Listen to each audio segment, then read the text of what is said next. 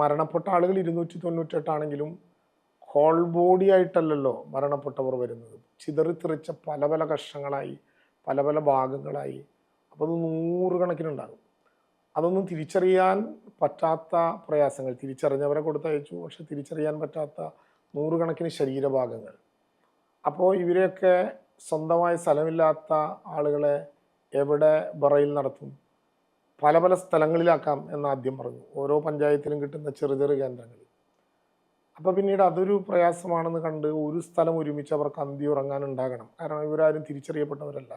പിന്നീട് ഇവരെ തിരിച്ചറിയാൻ പറ്റൂ.